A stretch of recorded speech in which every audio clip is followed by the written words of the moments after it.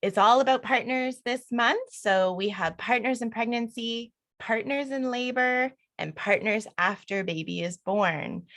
So we will have those three sections where you will hear some tips and tricks from our experts. Then we'll have a question and answer period. I know that baby brain is a thing, totally. I have it still, and I'm not even pregnant. So any of you who have questions, you don't have to wait until the question answer period. Please pop it in the chat, and we will go back through the chat during the question and answer period and answer those things. What would also be really great is if right now you could go into the chat and just tell us who you are. So who are you? Are you expecting? Are you a client? Are you here for some information? Just a little bit about you so we can have that. So like I said, don't hesitate to put the questions in the chat. We might not answer it right at that moment, but we will save them for the question and answer period. And then my favorite part of the meeting is when you get to meet our doulas, which is the whole point of tonight. So we will be opening up the breakout rooms again, and you'll have a chance to hear a little bit more about our doulas, their story. And it's kind of like speed dating. So you'll be in a room with a couple of doulas, and then I'm going to add some doulas into that room and steal those doulas that were in there from before. And then you'll have some time with them, and so on and so forth. So please stick around for that. That's a lot of fun. And not to worry, you don't have to have certain questions or anything like that. We will help guide you through the conversation. So no pressure. All right, so let's get started with our very first speaker. Mandeep is a postpartum doula on our team who loves yoga, spending time in nature, and cottaging. I'm with you on that one. Dedicated to helping parents enjoy moments with their new baby, which is so special and what makes you an awesome doula. And her favorite quote is, "You may be disappointed if you fail, but you are doomed if you don't try." I love that. So take it away, Mandeep, and tell us some tips and tricks for partners in pregnancy. Hi, everyone. I just want to say welcome everybody to this session. I'm so glad that you guys are able to join in and get some more information about helping hand doulas and what we are and what we do. And I just think that you guys are, I'm going to be biased, but I'm going to have to say that you guys are making the right steps, at least, or making the right choices in deciding, or if you have decided to go ahead with us. I'm going to be talking about how to support your partner during their pregnancy phase. And I'm going to start off with what to expect in the first trimester.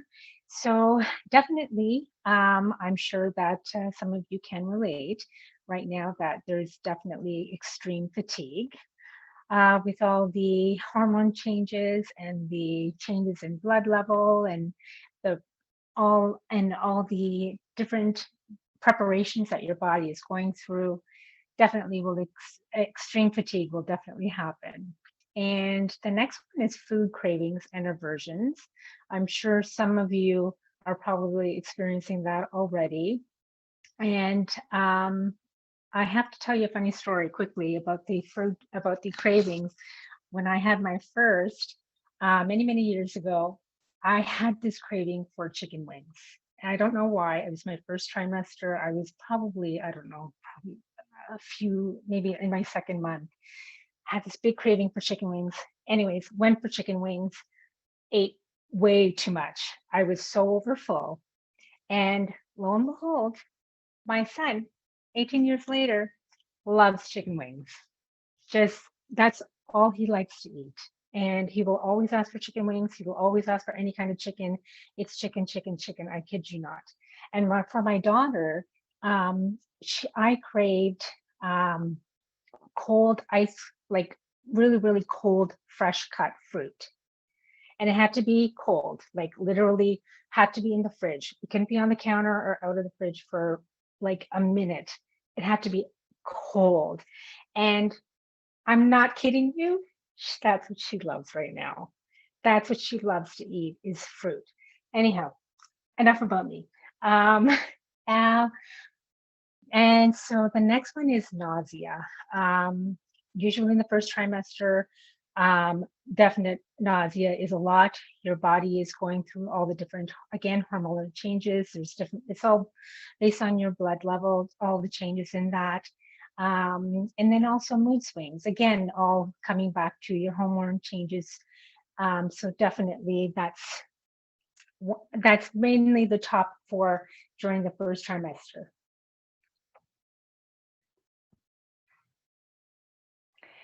So how can you support your partner in that during that time in the first trimester? Some of the physical ways that you can support is definitely pamper your partner. Encourage that they're resting and sleeping. Again, their body is preparing for the new change and preparing for carrying the baby in their bellies.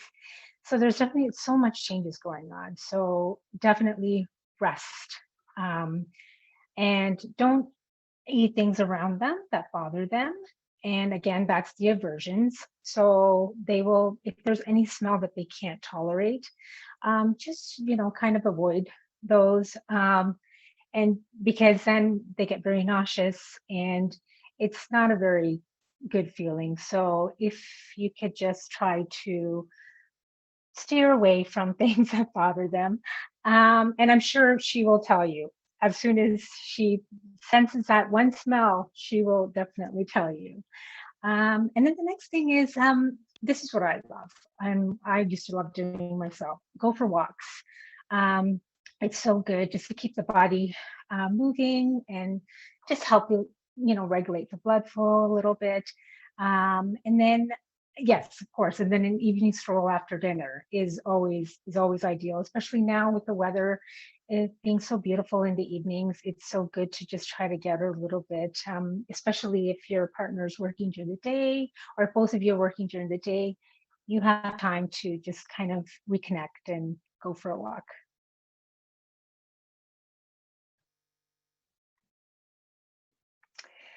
So the next part is how you can support and so yes, in the first trimester. So emotionally, you will experience your partner will experience moodiness. And again, back to the hormones. And one key thing is to always ask how she is feeling and listen to what she has to say. And there may be times where she might be keeping stuff inside her, how she's feeling. So once in a while, it's always good to ask or just kind of keep it like regular um, throughout the day, let's say, and just, ask how she's doing. And again, she may have a lot that she wants to say and just be there to listen and let her talk. Sometimes she might want to have somebody to just, vent or just talk about something. And again, it's all has to do with her hormones and, mood swings and all that. But again, you don't have to, you know, be the one to fix everything, but you can just be there and just listen, let her talk. And because just having that support alone, being someone there to listen and take on what she's saying, that makes a whole world of a difference for her.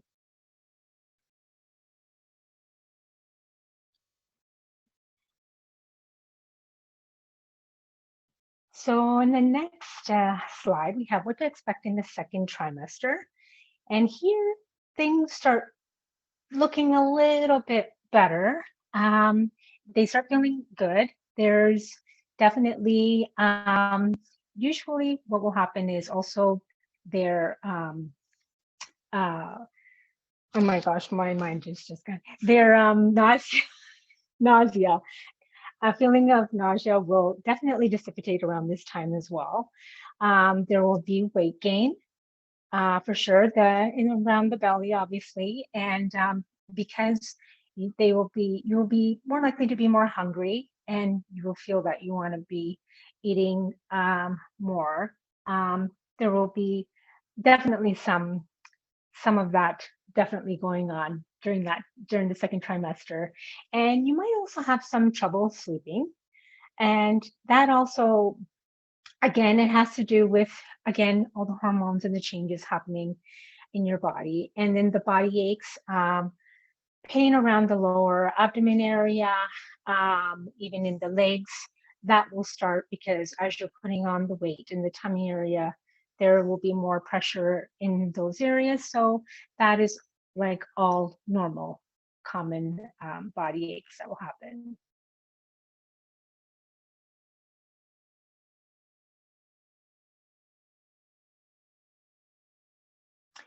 And oh, a couple. Okay. Also, yes, and definite bathroom trips, because again, pressure on the bladder, with the new baby, there will be plenty of bathroom runs as well. And headaches also because of the increase of blood that the body is producing. And also, it could also be that you're not getting enough sleep. Could also be another cause of headache. And also, it could also be withdrawal of certain things that you stopped eating or taking, let's say like caffeine or tea you stopped. It could also be some of that as well, a combination of that.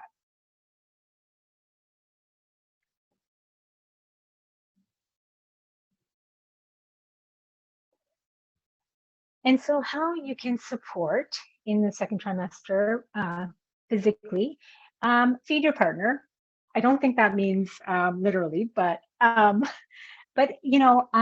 with providing her snacks, bringing her snacks or preparing a meal for her, and help her get active. Make sure that she's moving around and just being active, and definitely encourage sleep and relaxation, because again, rest is so important. The body is going through a lot of changes, and you just don't want to be too overstimulated or overtired, because it's not good for obviously you and baby. And definitely stay hydrated. So important throughout pregnancy, even after pregnancy. Staying hydrated is so important.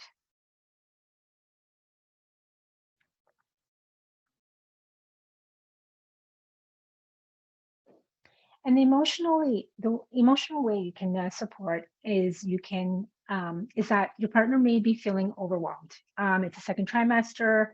They're starting to feel okay. It's coming close. All right, we need to start getting everything organized and planned out.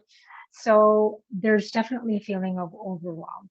And this is where both of you can work together. So this is where she would need your support to help participate in the planning.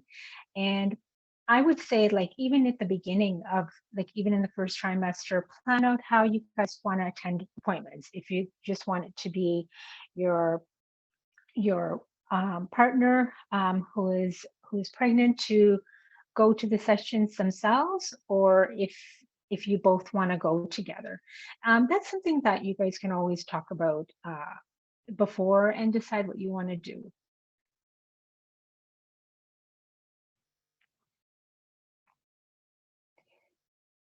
So now the third trimester. Definitely the second trimester symptoms will continue. That will happen. And then also the weight gain will definitely make movement uncomfortable. So a lot of um, um, different, there'll be pressure on your back, there'll be pressure on your abdomen. Even in the upper thigh areas, there'll be a lot of pressure as well. So it will start to feel like, even during sleeping, you'll feel that, there will be some positions where you will find comfortable and some where you cannot even tolerate. So yes, so definitely in the third trimester, there's um, a lot of discomforts that happen during that time, but that means that baby is almost here. So think of the positive in that sense. And how can the partner support in the third trimester? Help them rest by taking over housework. So that's not all the housework, but I mean, just little things like maybe cleaning up the house, with um, some things where she doesn't have to bend down a lot, or where it will overtire her easily. And another thing definitely too that is so good is to book massages or even learn massage techniques for her, especially back is always the one common thing during pregnancy, like back massage, and the feet and the legs are always, those are probably the top 3 points of that where massages are really needed. And then baths are so good to have as well. And one thing I would recommend is getting a body pillow, because during sleep it'll be very helpful. And what it does is that, since mostly you'll be a side sleeper, it will help relieve the tension in your back as well as the tummy as well. So it's so handy to have, and you put it in between your knees, kind of, and then that relieves the pressure off your back and the tummy as well. And it's also good to have after pregnancy as well.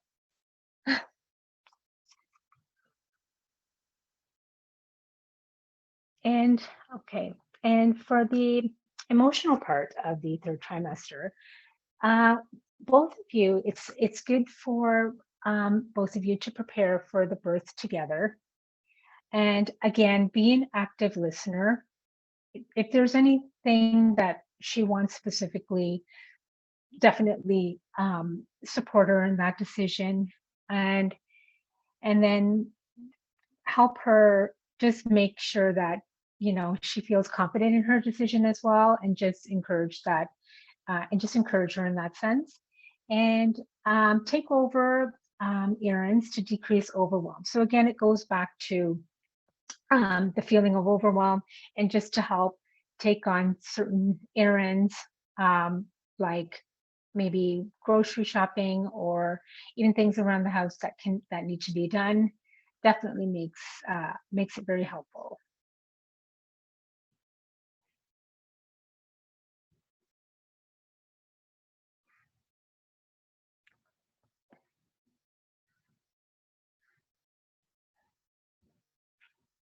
So the key points of what you can do to fully support your partner during pregnancy is, the most important thing is talk. Talk. Ask her how she's doing, seeing how she's doing, and even for the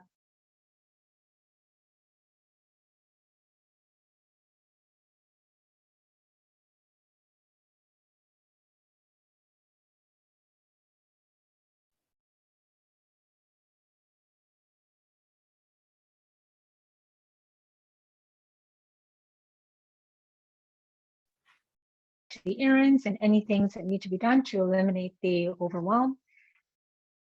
Oh, can you guys hear me okay? You came back. Okay, I'm You came sorry. back, but we I lost you just for a got a minute. message saying my internet's unstable. Oh. Um, and okay, so the next part is take over sibling care. So if you have an older child, definitely help support in that sense, taking care of the older child a little bit more, so that your partner can rest up and get prepared for delivery. And definitely get packing. Help pack the overnight bag, the hospital bag. Get that packing. Get it. Work together and pack it. Any items that are important that you need, definitely research them together. It is, I think it's so important, and where you guys would agree that, what is feasible, what is more, the most popular items, let's say, for you guys to purchase, is definitely something definitely worth doing. And then and also be hands-on, rub her back, give massages, back and feet especially, so important during the last trimester.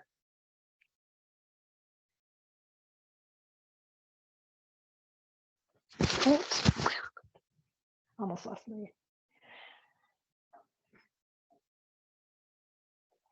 Yeah, so again, the sleeping, definitely. And yeah, help become a shopper again with any of the baby items. You guys pick them out together and maybe you can help purchase them, or even best thing, honestly, online is the best. Shopping for baby stuff is doing it online is just so ideal and it's so practical and alleviates the pressure of going into a mall, into a store, and just feeling overwhelmed that way. I do highly recommend online shopping for baby items. And yeah, make future plans. I mean, I know it's a little early, but even just to how in the first year of the baby, how you guys want to, plan like feeding or any doctor's appointments, a pediatrician, stuff like that. Can don't need to be set in stone right now in this moment. And yeah, and then just keep showering them with compliments because at the end of the day, that's definitely going to make them feel better. And yes, and hands-on, just help out wherever you can. All the other slides where we went through, and I think that'll be the best support that you can be.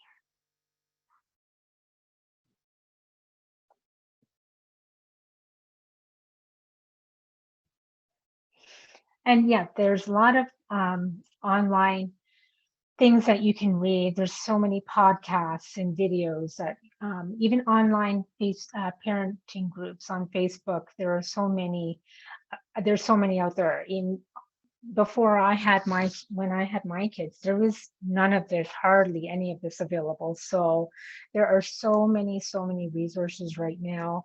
It's literally just within arm's reach, or literally right in front of your eyes right now. And so definitely take on. I know sometimes it can be overwhelming, but because there's so much information. But if you like, or even like through recommendation, or if you know of anybody in particular that you do like, or that you've been favoring towards like during your pregnancy, just stick to that one person or that one Facebook page or group or whatever, and just stick to that.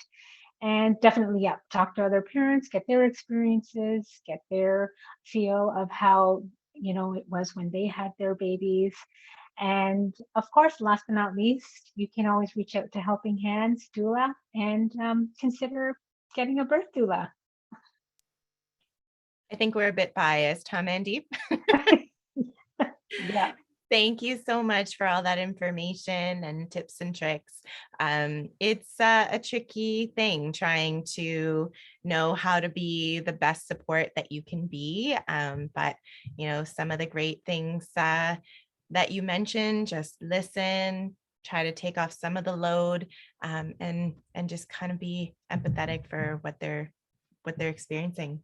So thank you for all of those tips. Next, we have Amanda Bergel, who is a postpartum and birth doula on our team. She believes informed decision-making and strengthening communication positively impacts the birth experience, and I totally agree. And has a love for photography, which is awesome. Her favorite quote is, "Owning our story and loving ourselves throughout that process is the bravest thing that we will ever do." That is awesome. So Amanda, take us through how partners can be supportive during the birth experience. Okay. Hi, everybody. Amanda here. I would love to talk to you guys. First of all, I just want to say that being able to go through this experience with a woman going through the birthing experience and being a supportive partner is one of the most exciting processes, and can be something that really connects people together. And when I say partner, it doesn't necessarily have to be a spouse. It can also be a parent or a best friend or anybody that's there to really help and support you through it.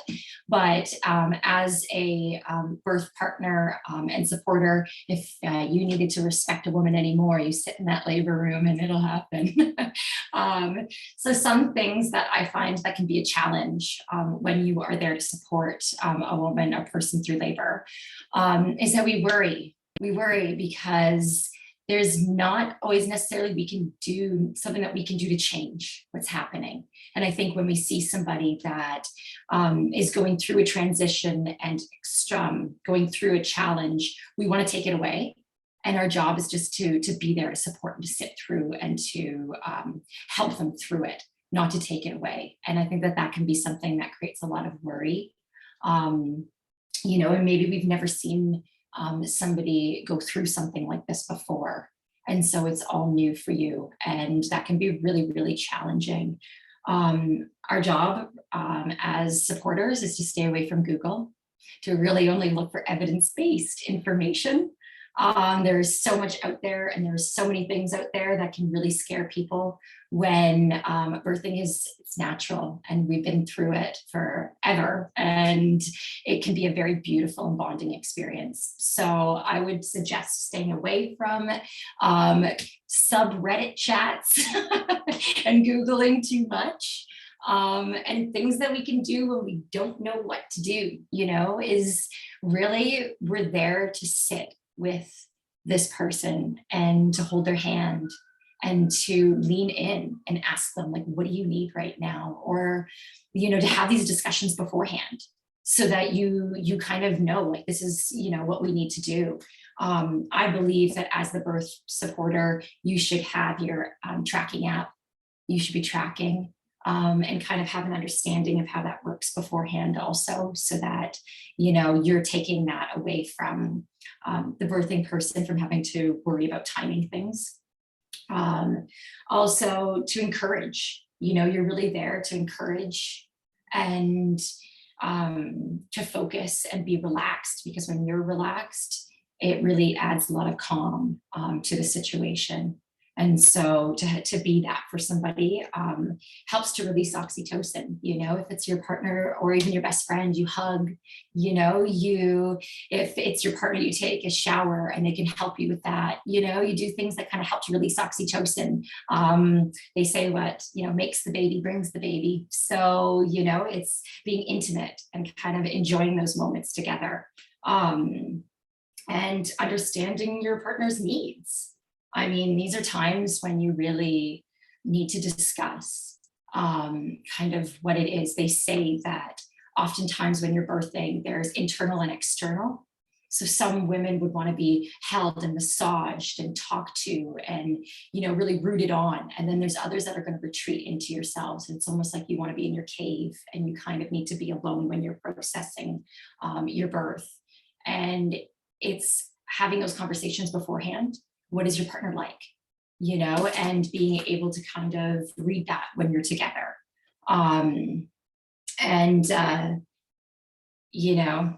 I know if it was me, my partner would know, yeah, massage me a lot. And so it's kind of asking questions, really, it's going in and finding out exactly what they would like. And and for one of the things I think is a challenge as a birth person or birth supporter is that birthing can take a long time, and we need to rest as well. And there's this guilt that you need to be on, and you need to be on at all times. And I think that it's really important to have a realistic goal and to understand what it is that you require in order to be the best that you can be. And have your naps and eat proper and be able to take care of yourself so that you can be the best when you need to as well for the birthing person. And then there's the waiting game. I think that that's actually one of the hardest things, because you start to feel contractions, your partner, and then you're like, this is go time. And sometimes it can be 8 to 12 hours is the average time for, somebody to be in the early stages of labor.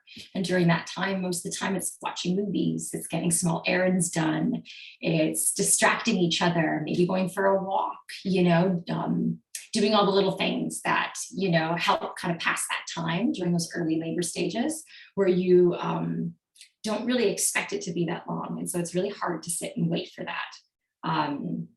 Yeah, I find that's the hardest because you're like, baby, now I'm ready. I'm ready for this to happen. Yeah, and so beyond challenges, I think that before the labor, there are a few things that you really should ask yourself and look deeply into. And that is like, what is the birthing person's love language? And I kind of briefly talked about that a little bit. It's knowing what they love. Do they want to be spoken to? Do they want solitude? You are honoring their birthplace. You are their advocate. And so, do they want a darker room? Do they like to have people around them? Do they want music? It's kind of knowing what it is that they really need at that moment. Do they want to be cuddled and hugged or left alone, and kind of giving them that kind of space. And again, those are things that you talk about beforehand.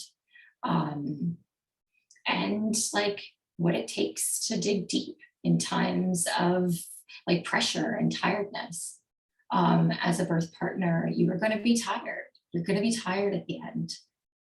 You are supporting somebody that you love through something that is a massive life change. And I think asking yourself those questions, like, I know when I need to dig deep. I know when I'm not at 100. I know it's time for me to eat well. It's time for me to make sure that I have my podcast that I really rely on and I, really relate to, and that I have certain music that I really love, and that I have my vitamins, and that I move my body and I exercise because that makes me feel better and gives me more energy.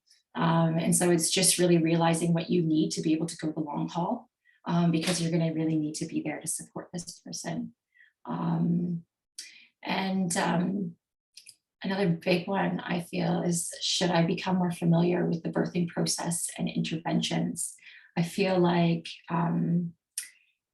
you will be the advocate for this person, especially going into the hospital, or even birthing at home. And that is not the time to really be doing the investigations on what you should be doing, you know what I mean, or what's the right thing. I think that coming into it, you should have some ideas and understand, what it means when you break water, what happens when you do go to the hospital, like the process, what are Braxton Hicks contractions, and just small things to kind of have knowledge, because I think that creates some calm in the room.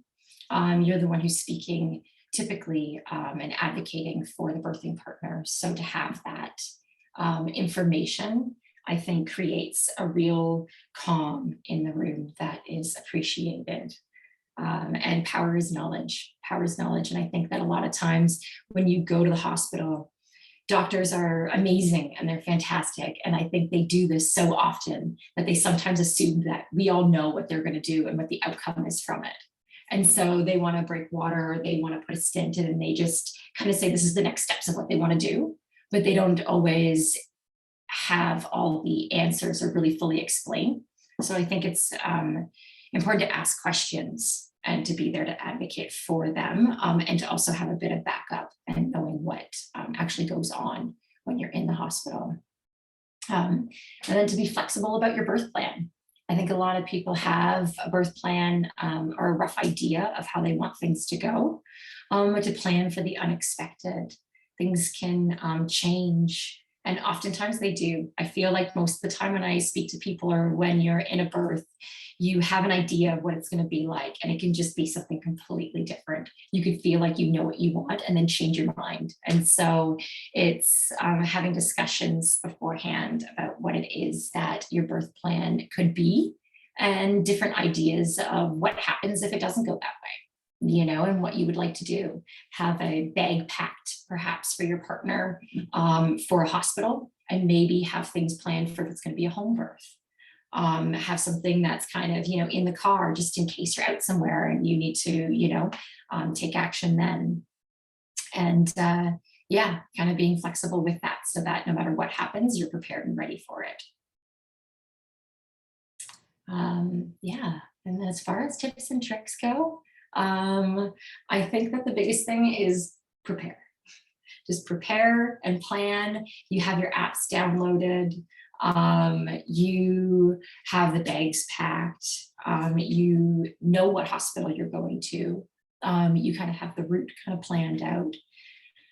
Snacks, things like that, and just be completely prepared. Have the like diapers, change tables at home. A nursery does not have to be completely done from A to Z when a baby is born. The baby doesn't care, to be honest, where they are. They just want to be with mama. And but to have things like the changing station prepared, and understand that maybe having a portable one that can go from room to room. Maybe understanding that when the birthing person comes home, they might be in discomfort. And so do we have the proper setup for them to be on the couch or, in their bedroom? If they can't go upstairs, can there be a bed set up on the main floor? Little things like that, so that when you get home, you're not scrambling. I think that the worst thing you want to do is come home and realize that you need to get a bunch of stuff. So just kind of having those stations and things all prepared and laid out. Snacks at home. People don't always know that when you come home, then you need to go grocery shopping. And you don't really want to do that. So to have your nuts, your healthy food, just kind of their non-perishable stuff that can be easily brought out when the time comes, is, I think, a real godsend when it happens. And to source your resources and to have that ready. I think that it's good to have all the information and then not need it, instead of needing it and then kind of scrambling to get it. So you have your doulas on call, you have lactation consultant, at least a referral of somebody that you know of, sleep professionals and things like that you can kind of have just in the background, just knowing that if you do need to pull it out, it's kind of like your tools for your tool set. You're able to pull that out and use it if you need it. And then, of course, like I said, you also plan for the unexpected. So while the birthing person is in labor, it's going to be your job to really keep things organized and in check. And if something does happen differently than what you thought, it's to roll with those punches and to basically be on board with it and to understand that. And really don't forget yourself. Don't forget about yourself when you're preparing for everything. So have a bag packed for you, with food for you as well. Things that you need, maybe your vitamins, stuff like that. A pillow that you can use. The hospital pillows aren't always the greatest. A blanket, something like that. That's for yourself that you will also have as aside from your birthing partner's bag. So that a change of clothes, things like that, I think is really important to bring with you as well. And then to unify on your vision of what the fourth trimester is. So that when you come home from the hospital, you guys know if you'd like to have people around you, if you would like to maybe just be the two of you for a little while, and kind of what that means and how to prepare for that, so that you don't have your parents or somebody waiting for you on the door when you get home, and kind of just prepare for that and get people prepared for that as well. And let them know if you're going to be at the hospital, kind of who can come. I know with COVID, it can be a little bit different. Just kind of make a game plan for everything. And I think that these things really help to, bring some peace of mind and support to the person during this whole process. That's awesome, Amanda. Thank you so much for sharing all of that wisdom. I think a lot of partners have this vision of screaming and yelling and swearing and, throwing things in the birth experience, but that's really not the way that it is. But there can be some moments of uncertainty, and really just trying to be prepared for that and having the supports in place really makes a difference. So thanks for sharing.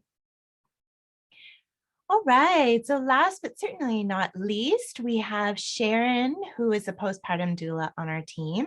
Sharon's support comes from the heart, and babies and parents feel that. She loves spending time with family, enjoys all pets, and tea on the dock at the cottage. We have a cottage theme happening here. Families are like fudge, mostly sweet with a few nuts. That is a great quote, and lovely that is your favorite. So take it away and share with partners some tips and tricks for the postpartum period.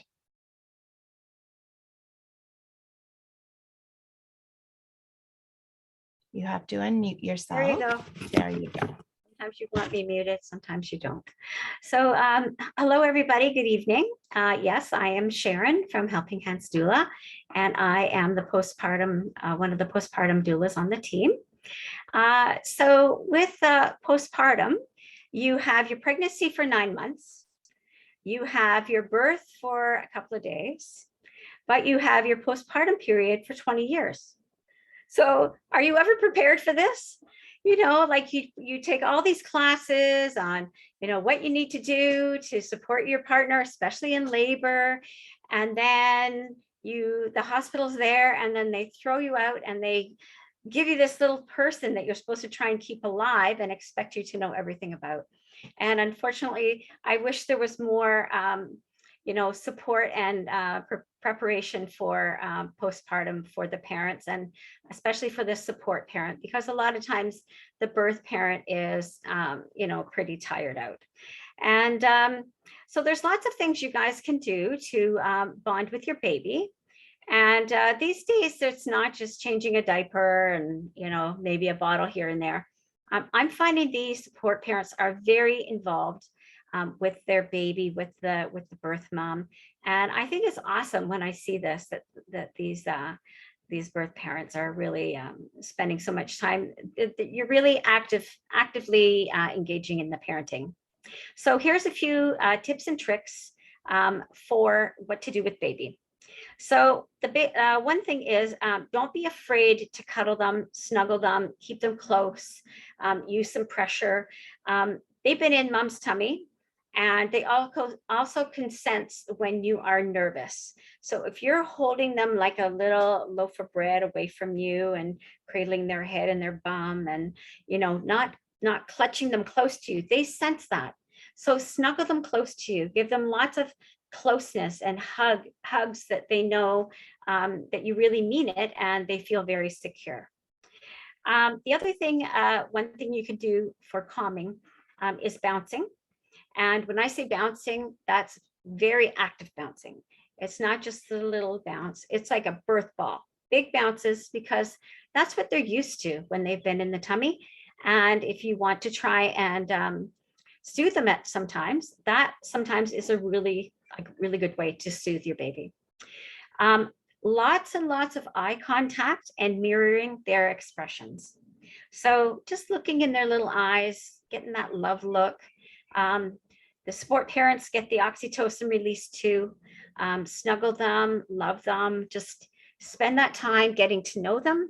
And it's really a wonderful time in your life, and it goes by so quickly. So enjoy this time. Here's a good tip for you, is to be the bath master. Okay, a lot of times our support parents are like, I don't know what to do. And I say, well, why don't you take over the bathing? So learning how to do a good bath, a quick bath, all the little tips and tricks to make it enjoyable for the baby, being prepared, having everything laid out ahead of time, knowing to keep the water warm, the room warm, and make that part of your routine, because that is something that the babies usually really love. And if you take that on, it's usually something that is really enjoyable for the both of you. And we have a video. Helping Hands has lots of great videos that you can watch about that. Another one is to learn the shush. So we are shushies, all of us postpartum doulas. And what the shush is a very loud shh, really close to their ear. And the reason we do that is because that mimics the sensation they hear in the womb when the mom has got her heart pumping the blood, the digestion. It's really loud in there. And for some reason, sometimes people think they have to whisper, baby, and tippy-toe and don't make noise. And they don't like it. They don't like it. They want to be in a loud area. Use your sound machine on loud, give them loud shushing, talk in a regular voice. They know your voice. They've heard your voice throughout the pregnancy. So talk to them a lot. That's another thing that I think is good. Skin to skin. I love it when I walk into a postpartum shift and there's dad with his shirt off and he's baby wearing. He's got the wrap on and he's got the baby and mom's having a snooze. And like, that just fills my heart. This is like the perfect thing. So spend time with the baby. Keep the baby on you as much as possible. Take your shirt off, take the baby's clothes off. You're warm enough. You're watching the game, snuggle that little person. This is like the perfect time for you guys to spend some quality time together. If the weather's permitting, make the habit of taking the baby out for a little bit, whether it's for a little walk through the garden, sitting on the porch, anything that is going to be not a distraction, but an interest to the baby, because as they progress, they're getting more and more interested in the world around them. So it's really nice to be able to share that with them and take them out. A big thing is learning how to do the paced bottle feeding. So even if your first choice is breastfeeding, there comes time where baby might need a little top up. There comes a time when mom's milk supply has established. She's able to put some of the milk away for a little break here and there. And if you know how to do the paced bottle feeding, it is just golden to give mom that break and for her to know that that you can take this time with the baby. And it just fills your heart to be able to feed these little people. You know, you're not just getting rid of the poop, you're actually putting something in them. So this is always a fun thing. Also burping. Sometimes the babies are a little stingy with the burps, but there's so many different ways that you can work on burps. I think we have a video on this as well, but practice all the burping techniques and know that it doesn't come out necessarily in the first 15 seconds. You have to sometimes work at it to get the burps out of the baby. A lot of babies, they really don't like a wet diaper. Some of them, they don't care. They'd sit in it all day, and others let you know the minute it's wet. So if you have a little person who is trying to tell you something, that would be something I'd check first. Even if you just changed their diaper 10 minutes ago, they could have had a big pee, they could have done a big poo, and they just don't like it. So always check their diaper. When the baby is hard to handle, and sometimes that will happen, a little trick that works sometimes is to take one of mom's dirty t-shirts out of the laundry, put it around your neck, and snuggle the baby up in that area. So the baby is getting the smell of mom and getting to calm down because they are sort of with mom, but sort of not. So that's a little trick that you can always try. Remember that these little people are ruled by their tummies. 99% of the time when they're upset, it has something to do with their tummy. So they're either hungry, or they've got to do a poop, or they got some gas. That is 9 times out of 10, one of the issues with them. So just know that this rules their life, and don't take it personally. They're not crying because it's you. They're crying because they want their food or they've got a bellyache. Learn how to swaddle. Swaddle is magic, okay? But you have to do it right. You want to make sure that it's tight across their shoulders and chest, but loose on their hips. There's swaddle sacks that are great. There is sleep sacks. There is swaddle blankets. And if you can do the swaddle, a lot of times that will help calm the baby and give you the break that you need. Spend as much time as possible with the baby in the early days. Same as mom. Try and rest, try and spend time together, try and spend 90% of your day in the bedroom with the baby and mom. It's just that this is a really critical bonding time. And some cultures keep the parents in bed for 30 days, just so that they have this time to grow together.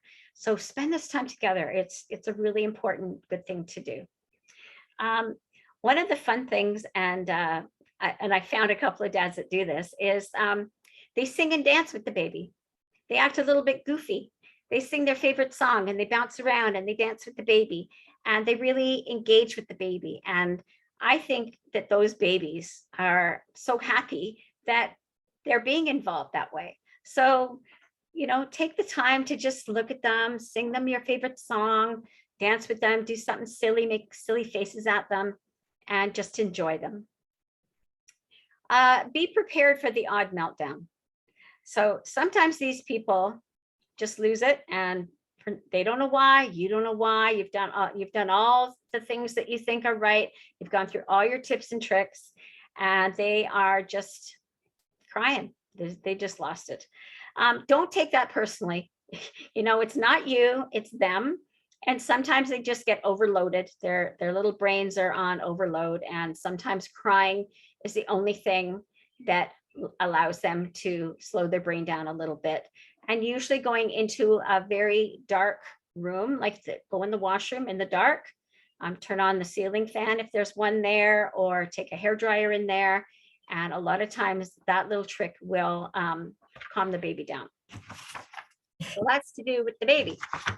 Next, we're going to talk about the birth parent.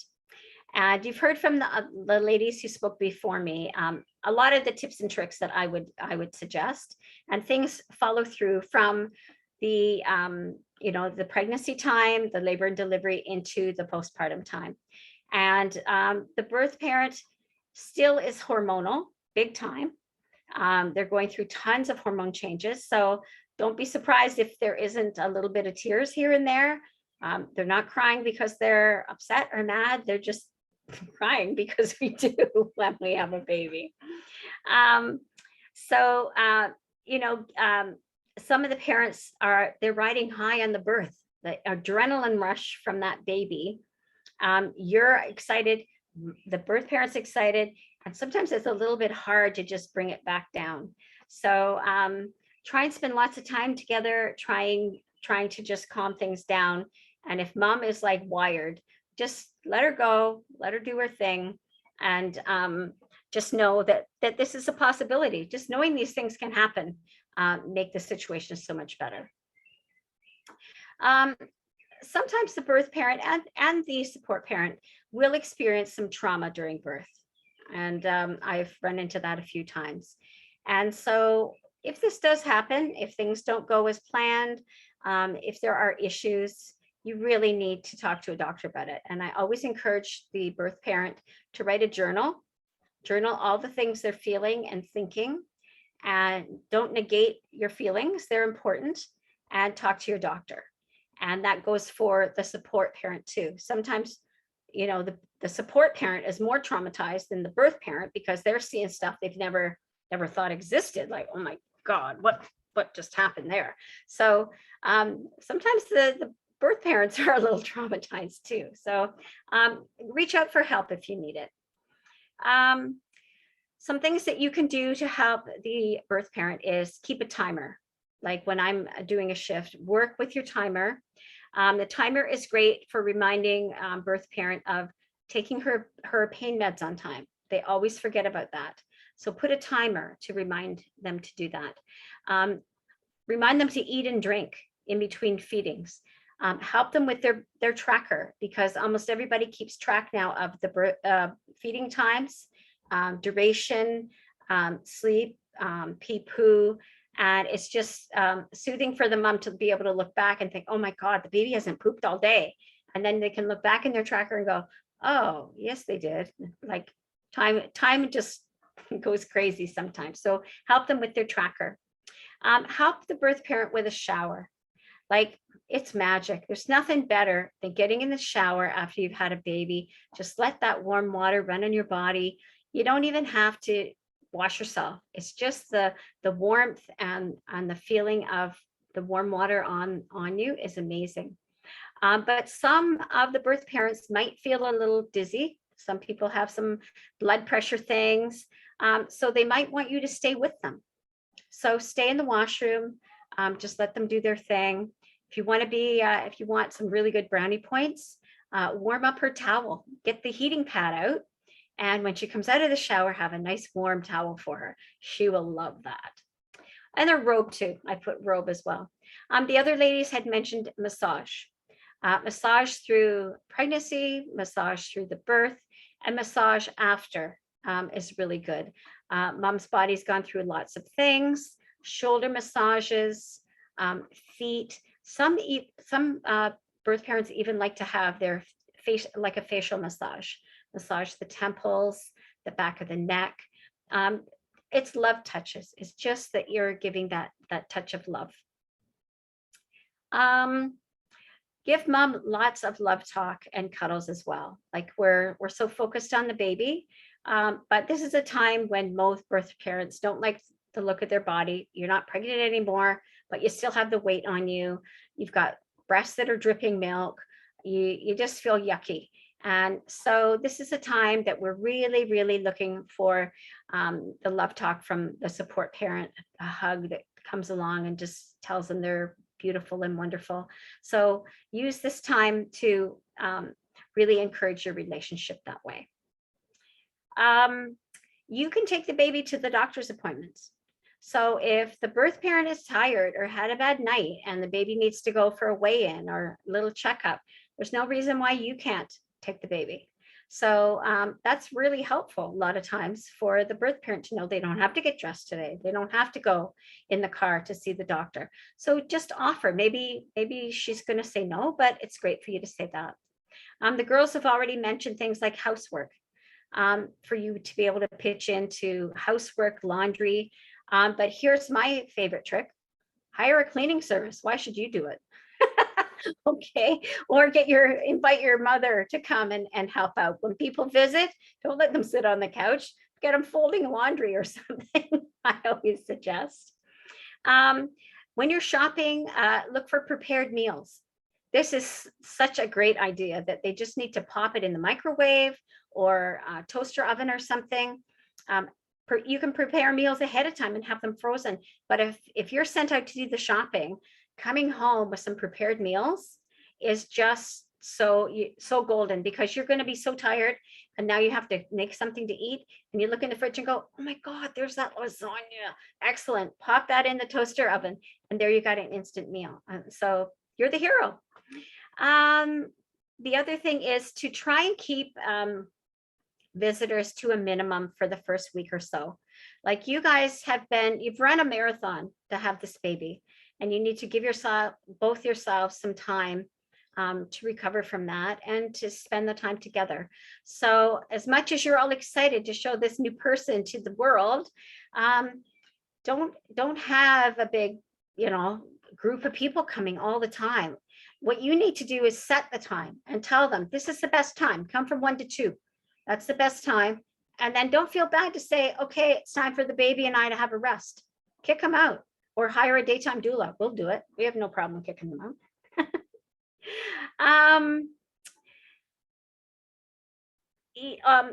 Encourage the birth parent sometimes to only check her phone and her emails once a day.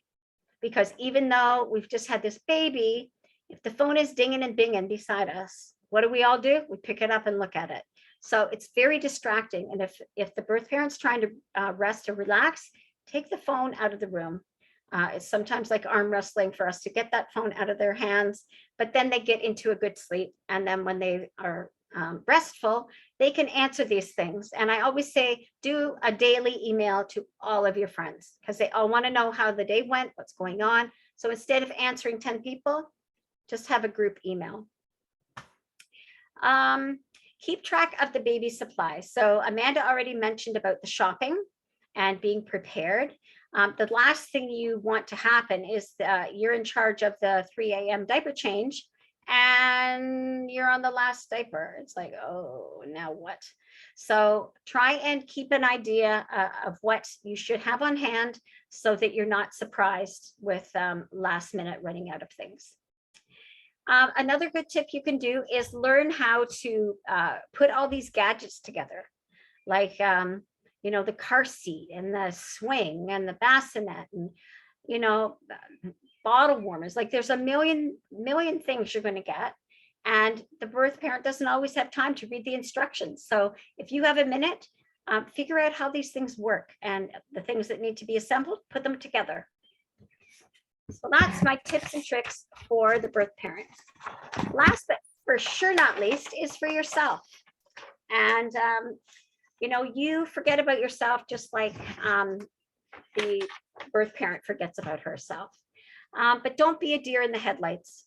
A lot of support parents, they don't know what to do.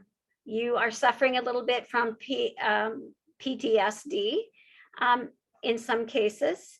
And so you need to be able to talk. You need to be able to talk it out too. And the birth parent isn't always the person to talk to. So have someone that you can chat with. If you need to, call your doctor, but don't suffer in silence. Don't keep your feelings in. Get some help for that. And self-care is so important. And the other ladies have already mentioned this. You have to sleep and eat and get your rest just as much as the birth parent. So try and keep those things a priority. Be prepared for the exhaustion. That is the biggest takeaway I want to tell you guys, is that, it's one thing to go out and party and get 2 hours sleep one night, or, even come home with this baby and you're all excited. And the first few days, it's like you're running on 2-3 hours sleep, and that, you're doing it, you're okay. But let me tell you, by 6 weeks, when you've been sleeping very intermittently, the exhaustion will kill you. It is a killer. And that's the one thing that most of my family say, they were not prepared for the exhaustion.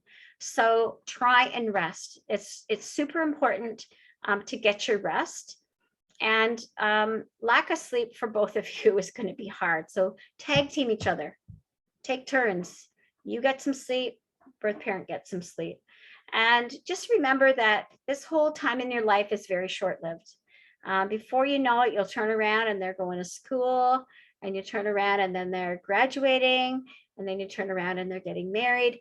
So all these little things that, these little irritants and stuff that are happening now, you're not going to remember them at their graduation. Just enjoy this time. Helping Hands Doula has so many amazing good videos available for you to watch. You can do that anytime before the baby comes, or when you're home and you have any questions. And just remember, we're here to help you. We are your extra hands. We're the ones to let you have some good quality REM sleep. So reach out and see what we can do to help you. And congratulations. I hope you're going to have a great time with your baby. That's all. Thank you so much, Sharon, for sharing all of that wonderful information. We do have our Q&A for anyone who would like to ask a question. No one messaged in the chat with any questions, and people are usually a little nervous to ask questions with everybody around. So if nobody jumps in, what I'm going to do is stop our recording. Okay.